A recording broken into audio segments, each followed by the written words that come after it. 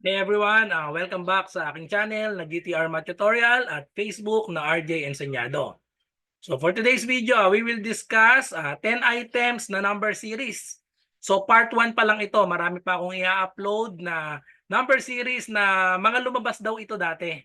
Okay, so may nagpadala sa akin ng mga questions hanggang part 4, 1 to 10 lahat 'yon ng mga number series na ang sabi ay lumabas daw ito dati sa mga previous exam. Yung iba mga 2018 pa, 2019. Ayan. So sagutan natin ito. Ayan, i-post nyo muna. Ayan, 1 to 10. Try nyo sagutan kahit wala pang mga choices. Okay? So practice lang po kayo sa number series para pag na-practice na kayo dyan, isang tingin pa lang, pwede nyo nang makita agad kung ano yung pattern. Okay, so sagutan na natin. Number 1. So number 1, we have 2, 5, 8, blank, 14, and 17. So ano yung nasa blank? So itong unang example natin, medyo basic lang. Napaka-simple ng pattern na ito. Yung pinakamadaling pattern kasi sa lahat, yung may common difference sila. So from 2, naging 5. So i-rewrite lang natin. 2, 5, 8, blank, and then we have 14, 17. So madali yung pattern nito kasi pare-pares lang. From 2 naging 5. So ano yung pinlas natin? Nag-add lang ng 3. 5 naging 8. So ayun, plus 3 din. So kita na agad natin, ang pina-plus lang natin ay puro 3. Sa 14 to 17, plus 3 lang din. So ibig sabihin, dito sa 8, tapos papunta dito sa 14, plus 3 lang din yan. Okay? So ano yung number dito? 8 plus 3. So we have 11. And then 11 plus 3 is 14. So yan ang pinakamadaling pattern ng number series. Yung arithmetic sequence ito. Ibig sabihin may common difference sila. So the correct answer is letter C, 11. Okay, so next number 2. So i-write natin 2, 4, then dalawang blank, 32, 64, and then we have 128. So dalawang hinahanap natin. So from 2 naging 4. So ano yung ginawa dito? Tapos tingnan natin dito, may 32, naging 64, naging 128. So parang doon pa lang sa mga numbers, so dapat makita nyo na yung pattern dito. Dito sa tatluhan. Kasi from 32 naging 64. Ano yung nangyari? So yung nangyari dito, times 2. 32 times 2, 64. Tapos 64 times 2, 128. So ito 2 naging 4 times 2 din. Okay? So ang tawag naman dito kapag nagta-times ay geometric. Geometric sequence. Itong isa pag nagpa-plus may common difference. Ang tawag dyan, arithmetic sequence. Okay, so try natin. Dapat times 2 ito. Ang pattern dito. Times 2. Ayan, pag times 2 dito, 32 din dapat. So tingnan natin. 4 times 2, that is 8. And then 8 times 2, 16. Okay, eksakto nga. 16 times 2, 32. Eksakto. So therefore, geometric sequence nga ito. So therefore, the correct answer is 8 and 16. Letter C. Okay? So dapat isang tingin, alam nyo na itong arithmetic sequence tsaka geometric. Dahil yan ang pinaka-basic sa number series. Okay? Pinaka-basic yan, arithmetic and geometric. Geometric sequence. Okay, so next, number 2. Number 3. So we have 0.5 naging negative 1.0. We have 2, negative 4, blank, and then negative 16. So kung mapapansin natin, ang sign natin ay alternate. So i-rewrite lang natin. 0.5, we have negative 1. So pwede na nating tanggalin siguro yung mga 0 kasi pampagulo lang yun no? Wala namang ibig sabihin yun kapag may 0 dyan tas whole number. Negative 0.5, we have negative 1, we have 2, and then we have negative 4, blank, and then negative 16. So tingnan niyo ang sign alternate. So we have positive, negative, positive, negative. So ibig sabihin ang sign nito ay positive tapos negative ulit. So positive, so ibig sabihin tanggalin na natin tong letter A and letter B kasi positive dapat yung sign dito. Okay, so tingnan natin kung ano yung magiging pattern.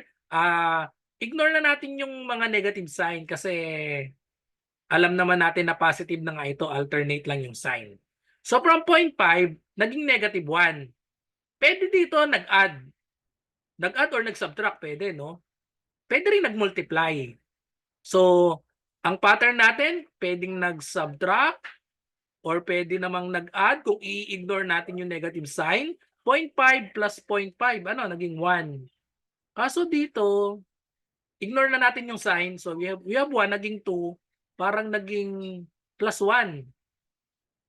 So parang ina-add lang yung yung previous ina-add. Pwede rin palang plus ang gamitin. Pwedeng plus, pwede rin namang multiply. Okay, so unahin natin itong plus. Ang nangyayari pala, parang ina-add lang yung previous niya. 0.5 plus 0.5, 1. Ignore natin yung sign. Basta alam natin alternate yung sign. And then we have 1 plus 1, that is 2.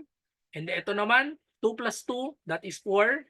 So ito 4 plus yung itself niya, 4 plus 4, this is 8. Oh, ba't naging 18? So this is 8 and then 8 plus 8, that is equal to 16. So therefore, the correct answer is letter C, positive 8.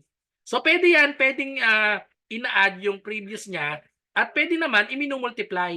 Okay, so mas madali siguro, multiply na lang ito. So 0.5 times 2, so that is 1. Ignore natin ang sign na, or kung isasama natin ang sign, pwede i-multiply sa negative 2. Okay? So pwedeng sa negative 2 minumultiply. So 0.5 times negative 2, that is negative 1. Negative 1 times negative 2, that is equal to positive 2. Kasi dalawang negative, positive na yan. And then, times negative 2, we have negative 4. And then times negative 2, that is equal to positive 8. And then times negative 2 is negative 16. Pero kung nalilito kayo sa sign, ignore na natin ang sign. Alam naman natin na alternate na. So, pwedeng times 2 na lang yan. Okay? So, arithmetic, hindi pala ito arithmetic. Hindi pa tawag doon geometric. Parang geometric pero alternating yung sign eh. No? So, pwede rin pala pasok din sa geometric kapag negative 2 yung minumultiply natin. Okay? So, next number. So, we have 1,000. 1,000, naging 100, naging 10, naging 1, what is the next number? So, pwedeng dinidivide ito, pwede namang power. Kasi itong 1,000, pwede itong isulat as, ang 1,000 pwedeng isulat as 10 cube. Tatlong 0, 10 cube. Ang 100 ay 10 squared. Ang 10 ay 10 to the 1. Ang 1 is 10 to the 0. So, tingnan nyo yung exponent. 3, 2, 1, 0. Ang susunod dito, 10 to the negative 1. And alam natin, ang 10 to the negative 1, that is 1 over 10. And in decimal, 1 over 10 is equal to 0.1. Okay? So, pwedeng ito yan, power of 10. Ang exponent ay pababa. Pwede namang dinidivide din. 1,000 divided by 10, that is 100. And then we have divided by 10, that is 10. Divided by 10, that is 1. And then we have divided by 10, that is 0.1. Or pabawas lang ng pabawas yung 0. Hanggang sa maging nandito na sa unahan yung 0 natin, yung decimal. So yung decimal point namumove lang. So ang answer natin ay letter C, 0.1. Okay, so geometric sequence pa rin. Ang 3 and 4 parehas geometric sequence pa rin yan.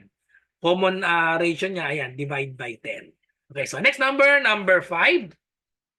Number 5, dumami na. Kapag dumami na, excuse me, pag dumami na, pwedeng ang pattern nito ay alternating. Itatry nyo lagi alternating kapag dumami na yung mga numbers. Okay? Pwede, tingnan nyo kung may pattern ng alternate or kung wala kayong makita ng alternating, yung dalawahan, dito nakikita yung pattern. Pag wala kayong nakuha, edi tsaka natin itry na isa-isa lang. So 7, kung alternate 7 naging 12, edi plus 5. Tapos 12 naging 16 plus 4. Tapos 16 naging 19 plus 3. So ganun yung pwede niyang pattern na, no? Kaso, yung pattern dito, 10 naging 13 plus 3. 7 naging 12, so dito ay pwedeng naging plus 5 ito. Kung alternating ito, kung alternating pattern, plus 5, plus 4, plus 3. Pababa. So yung susunod dito ay plus 2. Kaso, ang hinahanap natin yung kasunod lang dito eh. So 10 naging 13, so dito tayo sa alternate. 10 naging plus 3, so 13, and we have 13 naging 18, so that is plus 5. So posible, etong dito sa taas, 5, 4, 3, 2. Dito naman sa baba, 3, 5. So posible ito ay 7. So 5 plus 7, kasi 3, 5, 7. Ang nakuha nating sagot ay 18 plus 7, 25. Wala sa choices. So isa lang ibig sabihin yan, hindi alternating yung pattern natin. Okay? So mali yung alternating pattern. So try tayo ng ibang way para masolve yan, isa-isahin na lang natin. Okay, so suggestion lang yan kapag dumami yung number, baka alternating pattern. Okay? Pero pag hindi umubra, edi try natin isa-isa lang. So 7 naging 10, we have plus 3. 10 naging 12, plus 2. 12 naging 13, plus 1. Okay, okay, so may pattern tayo. Plus 3, plus 2, plus 1. Tapos 13 naging 16. Bumalik sa plus 3. Tapos 16 naging 18 plus 2 and then 18 naging 19 plus 1. Ayun yung pattern. Nauulit pala. Plus 3 to 1 tapos plus 3 to 1. So ibig sabihin, yung susunod dito, plus 3 plus 2 plus 1 din yan. So ang next natin, 19 plus 3, so 22. Kapag hinahanap yung tatlong kasunod, so meron pa ditong 24 tapos 25. So ito lang naman ang hinahanap natin, yung next number lang. So therefore, letter C, 22. Okay, so yung pattern niya pala, hindi applicable yung alternating. So isa-isa lang din tapos nakakuha pa tayo ng pattern doon. Okay, so next number, number 6. Number 6, ang tingnan ang sign, alternate ulit ang sign. Negative 2.01. We have 2.01. And then negative 4.02. We have blank. And then 48.24. So alternate, so i-ignore na natin yung sign dito, alternate siya. Parang nakalimutan ko yung negative dito sa 48.24 kasi parang alternating pattern ito. So may negative dapat dito. Yan, may negative. Kasi we have negative, naging positive, naging negative. So ito automatic positive ito. So nasa choices naman natin positive lahat. Tapos negative ulit ito. So sorry sa typo dito sa number 6, negative dapat ito. Okay, so dito agad kitang-kita agad dito sa una, 2.01 naging 2.01. Ignore natin yung negative sign ha. Ignore na natin 'yan para times 1 lang ito kasi parehas. So times 1. So parang natanggal na agad din yung possibility na plus or minus kasi magkaparehas eh. So pangit naman kapag plus 0 yung pattern, di ba? So times ito, ang pattern dito ay times. So times 1 naging 2.01. Tapos tingnan na natin dito 2.01 naging 4.02. Ayun, times 2. Nadoble. Nadoble yan.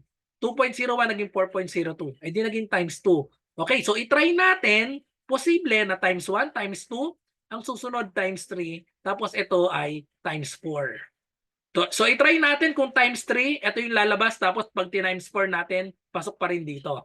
Okay, so pag times 3 natin ang 4. Pag times 3 ang 4, that is equal to 12. And then yung decimal, 0.02. Pag times 3 natin, 0.6. Okay, nasa choices. So, itry muna natin kung pag times 4. 12 times 4, 48. Eksakto pa rin, no? 12 times 4, 48. And then 6 times 4, 24. Okay, eksakto. So, verified. The correct answer is letter A, 12.06. Okay, so another geometric sequence ito. Hindi pala geometric kasi magkakaiba. So ang pattern niya, yung minumultiply ay dumadami. So hindi geometric sequence ito. Okay, so next, number 7. Ayan, so medyo dumami. I-try natin kung alternating ito. Basta kasi dumami, pwedeng i-try kung alternate yung pattern niya. So 8, 9, 5, 6, and then blank. Okay, so parang ubra yung alternating dito. Tingnan natin yung alternate ha. 15 naging 12, 12 naging 9, 9 naging 6. Ayun, so may pattern, di ba? 15 naging 12 minus 3. 12 naging 9 minus 3. 9 naging 6 minus 3. So therefore, itong taas minus 3. So tingnan naman natin ang pattern dito sa baba. 11 naging 8, naging 5, tapos sumunod dito. So parang may pattern na itong tatlo. 11 naging 8, minus 3 din. 8 naging 5, minus 3 din. So ibig sabihin, minus 3 lahat yung pattern ng alternating series natin. So 5 minus 3, ang correct answer dito ay 2. So tingnan ko na sa choices. Ayun, letter C, 2. Okay? So next number. Ayan, maramihan na naman. So basta maramihan, laging itatry kung alternate ang pattern. Basta maramihan. 5, 30, 15, 5, 20, 10, 5. Dalawa yung hinahanap. O, tingnan natin yung pattern ng alternate natin. Parang napapansin ko tatluan yung pattern dito. So kasi tingnan nyo, 5. Yung kasunod niya, 5 dito. Tapos ito, 5 din. Okay? So ibig sabihin lang yan, tatluhan yung pattern. 5, 5, 5. May dalawa. So itong nandito sa pangatlo dito na hindi na kailangan, 5 din ito malamang. Okay? So pwedeng tatluhan yung pattern. So tapos tingnan natin ito, tatluhan. Lampasan natin yung dalawa. 30, naging 20. Tapos 20, papunta dito. So posibleng bumababa ng 10 ito. So kanina minus no? Retain yung 5 pala. So tas 30 naging 20. So pwedeng minus 10. Try natin minus 10. So magiging 10 ito kung minus 10. Okay, nasa choices. Ayun, may 10. May 10 sa letter A. So tingnan na lang natin itong pangatluhan ulit. 15. After yan, magiging 10. Tapos yung 10 naman, saan kaya ima-minus? 15 naging 10 minus 5. Tapos ito 10 minus 5. Okay, magiging 5 din ito. So 10, 5. So ibig sabihin, letter A ang sagot. Nasa choices kasi 10, 5. So yung pattern natin, tatluhan. Or kung gusto nating makakuha ng pattern, baka naman isahan lang ito. 5 naging 30. Ano ang pattern no? Naging 5 naging 30 times 6. Tapos ito, divide 30 naging 15 divided by 2. Tapos divided by 3 times 4 divided by 2 divided by 2. So pwede rin yata yung pattern na isa-isa lang. So kapag alternating, ito yung pattern niya. Yung 5 ay paulit-ulit lang. Tapos yung pangatlo dito, minus 10, minus 10, minus 10. And then yung pangatlo naman, minus 5, minus 5. Pero baka makakuha rin tayo ng pattern dito sa isa-isa. Tingnan natin kung may pattern itong isa-isa na mapapalabas din natin yung sagot na 10, 5. So itong 5 naging 30, posible times 6. Try natin times 6. Tapos 30 naging 15 divided by 2. Tapos 15 naging 5 ay divided by 3. Tapos 5 naging 20. So times 4. Oh, parang bumababa yung tina-times. Times 6 divided by 2 divided by 3. Tapos times 4. Ayun, naulit-ulit, no? Divided by 2. Divided by 2 ito. Tapos divided by 2 ulit. So tapos, 5 times 6 times 4, pwede ito ay times 2 naman. Times 2, tapos ito naman sumunod ay, tingnan nyo ito, divided by 2, divided by 3. Ito ay divided by 2, divided by 2. So posible dito, divided by 2 ulit. Pag divided by 2, pwede rin 5 times 2, 10, tapos 10 divided by 2, 5. Tapos divided by 1, 5. Ayun. So pwede rin ito yung pattern. Times tapos divide, nagdi-divide lang. Pababa yung dinidivide, no? Divided by 2, divided by 3. Or parang medyo magulo itong pattern na ito na times tapos divide. Mas maganda yung kanina. Pero anyway, nakuha din natin 10, 5. Pero mas maganda yung kanina na alternating every tatlo, every third term yung pattern natin. Okay? So yun yung masasuggest ko, mas madali yung una. Okay, so next number 9. Ayan, marami na naman. So ibig sabihin, ang pattern dito ay alternate na naman. Malamang 93 naging 39. No? Pwedeng dinivide ito. Tapos 34, and then we have 43, 38, 83, 78, 87. Parang nakita ko na yung pattern na babaligtad pala. Pero syempre, kailangan nating malaman yung kasunod. Tingnan nyo, 93, naging 39, binaligtad. 34, naging 43, binaligtad ulit. 38, naging 83, so binaligtad lang. 78, naging 87, binaligtad lang. So ibig sabihin yan, susunod dito. Kaso, paano natin malalaman yung binaligtad? So, dito natin kukuhanin. 93 naging 39, binaligtad. Yun yung unang pattern. Dito naman, 39 naging 34, minus 5. 39 minus 5, 34. Okay? So, yung pattern sa taas ay binabaligtad. Yung pattern sa baba na lang ang kukuhanin natin. So, 43 naging 38 ay parehas. Minus 5. 43 minus 5, 38. So, ibig sabihin lahat ng pattern sa baba minus 5. 83 naging 78. So, minus 5 din yan. So, therefore, ang next dito, minus 5 lang din. 87 minus 5 is 82. The correct answer is letter D, 82. Okay, so last number for this video. So, 12, 43, 56, blank. We have 100 and then 131. So magkakaiba ang ina-add dito. 12 naging 43, naging 56, naging blank, naging 100, 131. So try natin kung makukuha natin yung pattern kapag may pina-plus. So 12 naging 43, ano yung pinlas dito? Wala namang minultiply dito, no? So pag minultiply, walang makukuha, no? So 12 naging 43. So anong inad dito? So 31 plus 4, 32 plus 3, plus 31. Okay? So plus 31. Parang dito nakakita na rin ako ng plus 31 eh. Ayun. So posible ba na plus 31 lang lahat? May plus 31 din, 100 naging 131. So itong 43 at 56, hunin natin yung pattern nito. So anong pinlas dito? 43 naging 56. So parang plus 13. Tama ba? 43 plus 13, 56. So ang pattern ay nababaligtad. Posible ito. Try natin. Plus 31 plus 13. So ang susunod dito siguro plus 31 din. Tapos itong susunod ay plus 13. Okay, so alternate na 13 at 31. So try natin kung magsasakto. So 56 plus 31, so that is equal to 89. So hindi eksakto. No, hindi pala. 87 lang pala sakto. 56 plus 31, 87. Eksakto siya. 87 plus 13, 100. Okay, verified. Ang pinla-plus natin ay binabaligtad 31, 13, 31, 13, 31. So 87, letter D. Okay, so that's all. Thank you for watching. At kita-kita tayo sa marami pang mga number series. So ang number series, hindi po yan nawawala sa civil service exam, pati na sa mga college entrance test. Ayan, so hindi rin nawawala yan. Kaya kita-kita po tayo sa mga susunod. So kung may comment po kayo, may math question or logic, ay i-comment nyo lang sa aking channel, GTR Math Tutorial, or sa aking Facebook, i-DM nyo ko, RJ Enseñado sa Messenger. So good luck sa lahat na nagre-review. Bye-bye and God bless.